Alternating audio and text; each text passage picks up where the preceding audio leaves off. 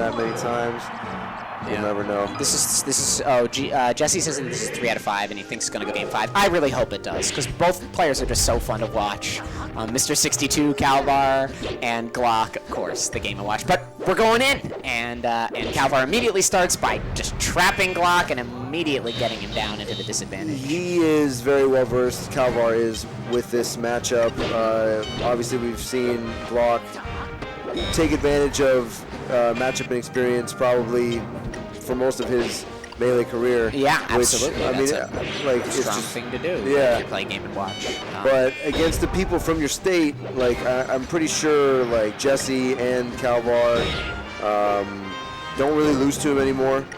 But Glock he's been leveling up recently. Yes, absolutely. Yes, he did very well at the Arcadian, and he's just been doing really great. And with a character like Game & Watch, more power to you, man. I mean, I really like that, and he's putting in all the effort that he can and getting good returns. But right now, yeah, Kalvar's exploiting the disadvantage each time. He's exploiting the little openings and just getting so much off of it because Game & Watch is such an easy character to combo. I think it also has to do with tech chasing him. I've heard Kalvar talk about how Game & Watch's tech wake-ups are not the best, and I don't know. And so he'll just kind of tech chase Game & Watch very easily, and that's one thing I've heard him talk about. Yeah, and it is. He's also found good ways to edge guard Game & Watch. Absolutely. Yeah, and tech chasing Game & Watch, Game & Watch's tech roll, it's no secret that it's not very good. And so Kalvar, being so well versed in the treatment of the disadvantage, can absolutely get those tech chases, and that's going to be a good thing for him in the set. But Glock, like you said, he's still got a few gimmicks, obviously, and as you can see, Glock's edge guards, especially with that Nair, because it lasts 1,000 years, are really strong, and he's bringing this one back a little bit. You got to give him credit for that, given how good of a player Kalvar is. For sure.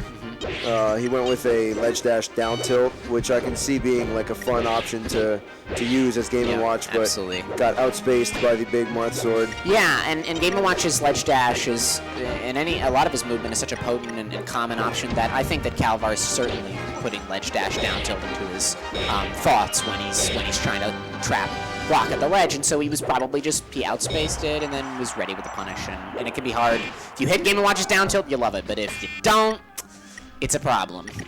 But now Glock's in a bad spot. He's going to have to get quite the comeback if he wants to actually win this game, which is possible, though, again, he's going to have to put in a lot of effort. Solid edge guard. Absolutely. We're going into last stock, and Glock is just going to have to do his best to, well, there's the tipper, and he's not going to be able to do his best to do anything. He's just, is that Kalvar, the man who guest starred on the Alston Melee podcast? I don't know what that is, but I bet he is. I think he was on it last night, yes. I think that Kalvar also guest starred in the top 8 of several very large tournaments, so I think that is also worth noting. Yeah, worth noting, absolutely. But here, back to Fountain of Dreams we go, and I understand why. It seems like it would be a relatively neutral stage for both players, because obviously you don't want to take Marth to something like FD, but Game & Watch doesn't want to go to somewhere like Yoshi. So if you don't want Battlefield or something like that, then Fountain is a fine option. And so they're going back there, which is Glock's counter pick. Jab grab, definitely a tool that Glock looks for as I'm watching him more over the course of the night. Yep, he was just telling me about that, is that jab is really powerful, and it's got enough hit stun that jab grab can be true sometimes. And so he likes to use it a lot in his kit because of how potent of an option it is. And you can just like somebody like Doc or Mario, or even somebody like Sheik, after one of your moves or on someone's shield, you can use a jab to sort of throw them off, interrupt them, and it can really add a little extra to your punish game. Oh, no double. But he went with the quick up B, which was the right way, because Kalvar got a little overzealous there, and so he was hit. Absolutely. Especially with how much it seems to do for Game & Watch, grab, I mean. I especially like the jab grab option. I feel like he's got some really strong conversions on a lot of the casts off of the grab. Yep. Dr. Lobster Taylor in chat says that Dreamland is probably better against Marth, and I actually do kind of agree, and I understand why you say that. But in this case like this, I think that perhaps Glock prefers a bit of a smaller stage, just because of knowledge that he has about the matchup with Kalvar, or just comfort reasons.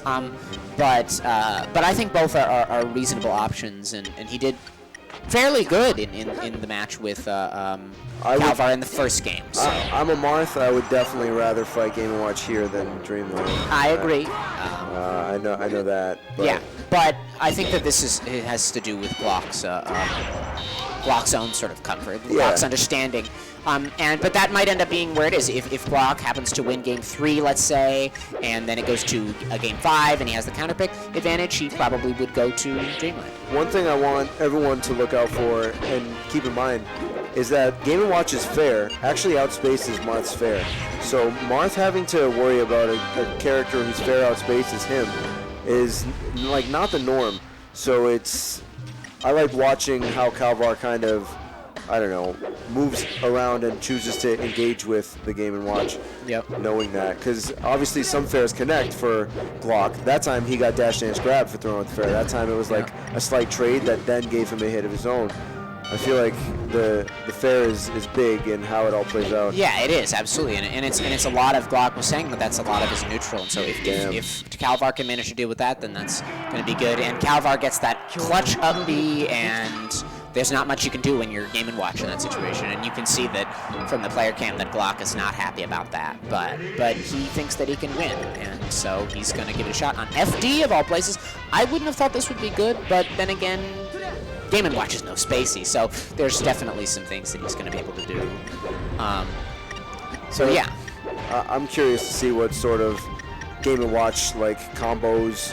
Obviously Marth has trouble coming down, and I'm going to look for Glock getting some sort of stock off of that. Yeah. Well, and we were saying before that it was possible that he was going to kind of pick Dreamland if put in the situation, but he didn't do that. He opted for FD, and it seemed to work at the beginning because he was able to get that awesome, frankly awesome edge guard on Kalvar. Down throw 8 is a fun one, though I'm sure not exactly what he was looking for. No double jump. Huge up B, but no double jump. Yeah, but that's not going to be enough.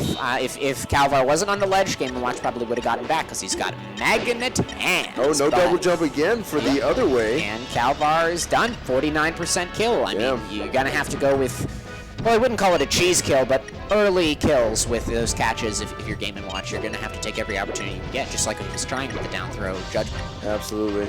And now we go back again to that jab to grab and forward air game. Poor Game & Watch's shield.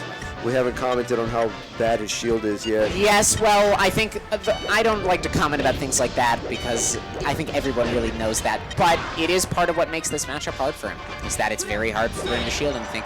But his mobility is good enough that he can weave in and out of Marth's space and manage to avoid these things. And that, a lot of the time, is what he's doing. And you can see that, and he almost got it. And he got that kill off Kalvar, which was excellent. He's in the lead again, but he can't throw it away this time like he did in the last game. The fact that the first one whiffed, and then he was able to keep Marth jumpless and get a second attempt.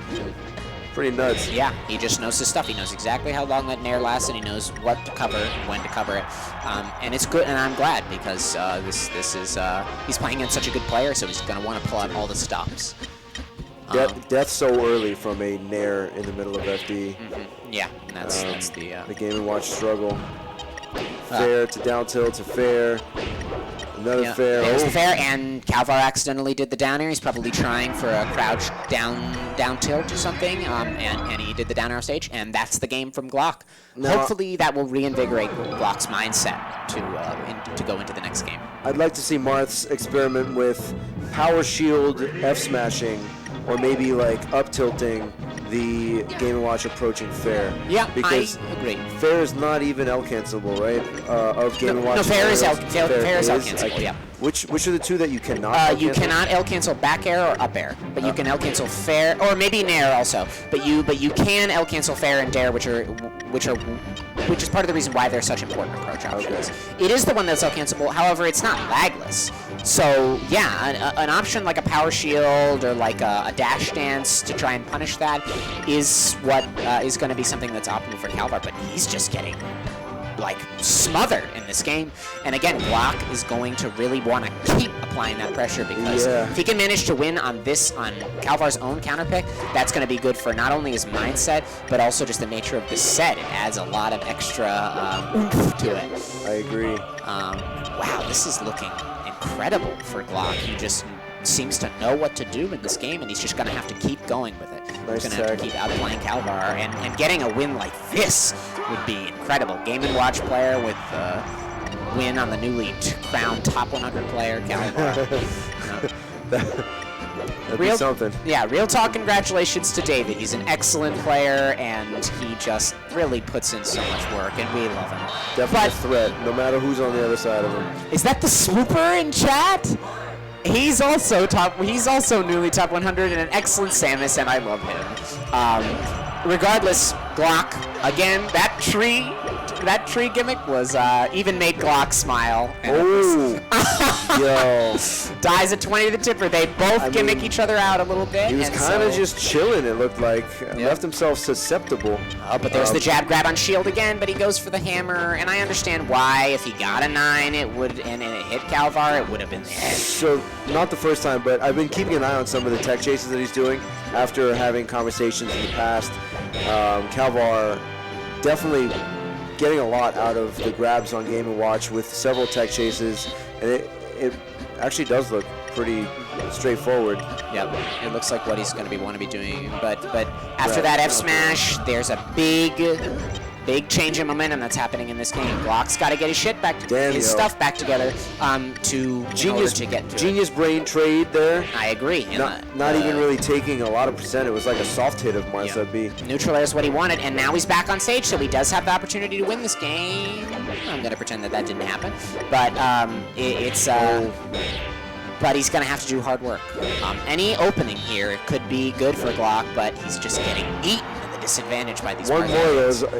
And there it is. Unfortunate for Glock. Really, it is. Tough, man. But, Jesse was almost right about that going to Game 5, and it would have been excellent if it had, but Kalvar manages to squeeze it out. Would have been a good call.